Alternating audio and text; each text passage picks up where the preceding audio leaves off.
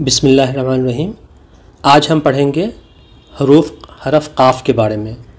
काफ़ लिखने का जो तरीक़ा वो है, जैसे हम लोगों ने फ़े की शुरुआत की थी, शुरुआत वैसे ही होगी, एक छोटे से गोल ऐसे इससे शक्ल से, लेकिन ये जिस तरह से नून को हम लोगों ने डीप बनाया था प्याले की तरह, वैसे ही जाएगा और दो डॉट दे देंगे तो ये काफ़ हो जाएगा। जैसे हम लोगों ने बे लिखा था इस तरह से सपाट, ये एक तरह से प्लेट टाइप का डिज़ाइन था, और नून जो है ये कब जैसा डिज़ाइन था। तो वैसे ही फ़े और काफ़ में फ़े लिखा गया था इस तरह से एक नुक्ते के साथ, काफ़ लिखा जाएगा इस तरह से दो नुक्ते के साथ। उर्दू अक्षरों के बारे में कुछ ज़रूरी बातें। फ़े और काफ़ गर्चे लिखने का दोनों का तरीक़ा अलग है। जैसे फ़े लिखा गया है इस तरह से और काफ़ लिखा गया है इस तरह से, काफ़ी डिफरेंस है। लेकिन दोनों की जब मिलाने की हालत में, दोनों की इब्तदाई मतलब शुरू में, और दरमियानी मतलब मिडिल में, तो इब्तदाई और दरमियानी शक्लें जो है एक जैसी होती है। ठीक है, फ़े का मैंने एलोग्राफ पिछले वीडियो बताया था। तो जिस तरह से फ़े का एलोग्राफ लिखा जाता है, ठीक वैसे ही काफ़ का एलोग्राफ भी होगा, सिर्फ इसमें दो बिंदी होगा। इसी तरह से फ़े को ऐसे लिखा था हमने मध्य में, तो काफ़ को भी ऐसे लिखेंगे मध्य में। इसको ध्यान देना है। और आखिर में जब आएगा तो ये अपनी पूरी शक्ल में लिखा जाएगा। तो सबसे पहले हम काफ़ की ज़ैली शक्ल को देखते हैं। काफ़ एज ए होल इस तरह लिखा जाएगा। ये जब शुरू में आएगा किसी लेटर के मिलने की शक्ल में तो ऐसे लिखा जाएगा, मिडिल में आएगा तो ऐसे लिखेंगे, और आखिर में जब आएगा तो मिला करके तो ये अपनी पूरी शक्ल में लिखा जाएगा। फ़े के बारे में पिछले वीडियो में मैंने उसके सारे ध्वनि के बारे में बताया था ववल के साथ। इसमें हम लोग काफ़ के बारे में देखेंगे। उर्दू में 7 तरह के ववल होते हैं: ज़बर, ज़ेर, पेश, अलिफ, वाव, ये और ये हो गया आपको छोटी ये, बड़ी ये, और ये सारे मिला करके कम से कम 10 तरह के आवाज़ निकालते हैं। जैसे देखिए, ये तो काफ़ हो गया, और काफ़ पे जब ज़बर दे देंगे तो ये हो जाएगा क़ा। काफ़ के नीचे सिर्फ ज़ेर दे देंगे तो ये हो जाएगा क़ी, और पेश दे देंगे तो ये हो जाएगा क़ू। ये 3 शॉर्ट वोवेल हो गए। अब लॉन्ग वोवेल जब काफ़ में अलिफ मिलाएंगे तो ये हो जाएगा क़ा। काफ़ में जब बड़ी ये मिलाएंगे तो इसकी 2 आवाज़ निकलेगी, क़े और क़ै। और जब काफ़ में छोटी ये मिलाएंगे तो इसकी आवाज़ निकलेगी क़ी। तो ये मिलाने से 3 तरह की आवाज़ निकली, 3 और ये फिर 3, 3, 3, 6, एक 7। और यहाँ पर काफ़ में जब वाव मिला देंगे तो इसकी आवाज़ 3 तरह से निकलती है। को, ज़बर लगाने से हो जाता है क़ौ, और ज़बर की जगह पर पेश लगा देने से हो जाता है क़ू। टोटल कितनी आवाज़ें हो गई? 10 आवाज़ें हो गई। अब आपको एक इंटरेस्टिंग चीज़ बताते हैं, आप लोगों को हंसी भी आएगी। आप लोगों ने क का ककहरा पढ़ा है ना, तो मैं आप लोगों को काफ़ का ककहरा सुनाता हूँ। एक्चुअली एक ककहरा क्या होता है, क से लेकर के ह तक के वर्णमाला को ककहरा कहते हैं। और हिंदी को आसानी सीखने के लिए हम लोगों ने बचपन में पढ़ा था, आप लोगों ने पढ़ा होगा क, की, कुकू, के, को, कनका। तो ये 12 खड़ी कहलाती है। हम लोग इसमें 10 खड़ी पढ़ेंगे क्योंकि कनका वो आसान है, सीख लेंगे। तो देखिए, सबसे पहले क़ अगर लिखना है तो काफ़ लिखेंगे और काफ़ पर हम लोग ज़बर दे देंगे तो यह हो जाएगा क़।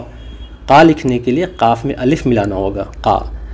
हल्का ई क़ी लिखने के लिए काफ़ इसको काटता हूँ मैं, काफ़ लिख करके नीचे ज़ेर लगा दी, ये हो जाएगा क़ी। लेकिन जब क़ी लिखना है तो ज़ेर के साथ साथ ये भी आएगा तो ये हो जाएगा क़ी। और हल्का कू हिरसू लिखने के लिए काफ़ लिख करके इस पर पेश लगा देंगे तो ये हो जाएगा कू। लेकिन कू लिखने के लिए पेश के साथ साथ हमें वाव भी मिलाना होगा तो ये हो जाएगा कू। और क़े लिखने के लिए काफ़ के साथ बड़ी ये इस्तेमाल करना पड़ेगा, और क़ै लिखने के लिए भी काफ़ के साथ हमको बड़ी ये इस्तेमाल करना पड़ेगा, लेकिन हमें उस पर ज़बर लगाना होगा।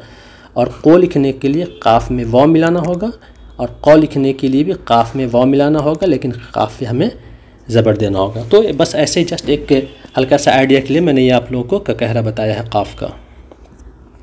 अब हम काफ़ की ध्वनि जो निकलती है वो कैसे निकलती है देखें। जैसे कैंची में हम लोग क़ै की आवाज़, क़ की आवाज़ निकालते हैं, वैसे हिंदी में उर्दू में क़ की आवाज़ निकलेगी, कैंची। क़ से कलम। हिंदी में क़ लिखने के लिए क़ के नीचे हम लोग क्या लगाते हैं, एक बिंदी लगा देते हैं। हमसे आप रब्ता कायम करें 5minute@outlook.com पे, और अपने मसाइल हमको मेल करें आप। अब हम काफ़ का इस्तेमाल लफ्ज़ में देखेंगे तो सबसे पहले शुरू में देखेंगे, शुरू में इस्तेमाल होता है। हमें लिखना है काबू, तो काबू में हमको काफ में अलिफ मिला देने से क़ा हो जाएगा, तो काफ में अलिफ मिला देंगे। बू लगाने के लिए क्या करना होगा, यहाँ देखिए बू के लिखने के लिए बे में वाव लगाना पड़ता है। बे में वाव लगाने से 3 तरह की आवाज़ निकलती है। बहरहाल ये हो गया काबू। ये सारे के सारे मीनिंग्स हैं। ये शेर है, किसने लिखा है इसे देख लीजिए। हमें लिखना है काजी, तो क़ा लिखने के लिए देखिए कैसे क़ा लिखा गया है। काफ में अलिफ मिला देने से क़ा हो गया, और अलिफ के बाद कोई भी लेटर हम नहीं मिला सकते, तो हमें जी जो है वो क्या करना पड़ेगा, अलग से लिखना पड़ेगा। लेकिन ज़ौ की ध्वनि भी 4 तरह से निकलती है, 4 उसके लिए लेटर इस्तेमाल होता है, तो यहाँ पे ज़ात का इस्तेमाल किया जाएगा। तो ये हो गया आपका काजी, ज़ात के नीचे ज़ेर है। हमें लिखना है कर्ज़, तो कर्ज़ के लिए क़ौ में हम मिलाएंगे रे, तो ये हो जाएगा कर। रे लेटर के बाद कोई लेटर नहीं मिलता, तो हम रे के बाद हमें ज़ जो है वो अलग से लिखना पड़ेगा। लेकिन ज़ के लिए उर्दू में 4 लेटर आते हैं, ज़े, ज़ाल, ज़ात, ज़ोए, तो ज़ के लिए यहाँ पर ज़ात का इस्तेमाल होगा।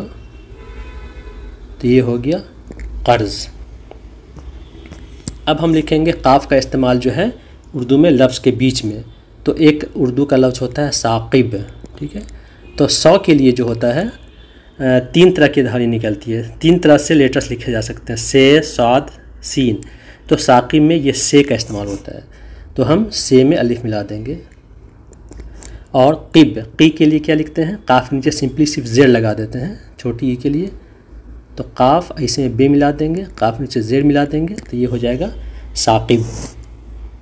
वक्त, तो वक्त को हम बहुत आसानी से एक साथ लिख सकते हैं, लेकिन तो के लिए उर्दू में 2 लेटर आता है, एक ते एक तोए, तो क्या होता, हम इस ते का इस्तेमाल करेंगे वक्त में।